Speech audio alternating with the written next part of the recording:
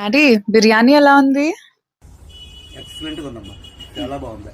నేనే చేసా. నేనే అది నేనే మంచిగా ఎంత బాగుంది. సూపర్.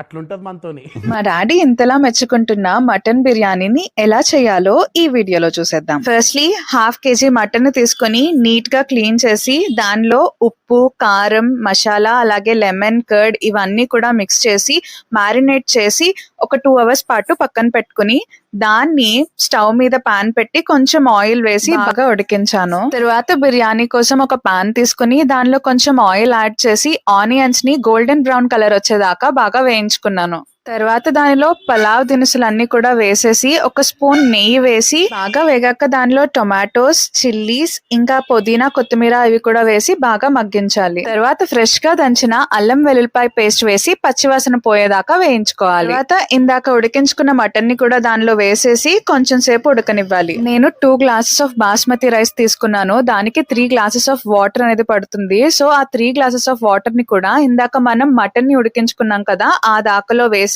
ఆ వాటర్ ని బాగా మరిగించాలి. తర్వాత మటన్ పీసెస్ లో ఒక స్పూన్ బిర్యానీ మసాలా వేసి అలా మరిగించుకున్న వాటర్ ని కూడా దానిలో వేసేయాలి. తర్వాత ఉప్పు చెక్ చేసుకుని అరగంట సేపు నానబెట్టిన బాస్మతి రైస్ ని వేసి 5 minutes పాటు హై ఫ్లేమ్ లో ఉడకనివ్వాలి. తర్వాత బిర్యానీ పైన కొంచెం పుదీనా, కొత్తిమీర, ఫ్రైడ్ ఆనియన్స్ ఇంకా 1 స్పూన్ నెయ్యి కూడా వేసి 5 minutes పాటు వెన్నెలో ఉడకనిస్తే చాలు టేస్టీ మటన్ బిర్యానీ రెడీ అయిపోతుంది.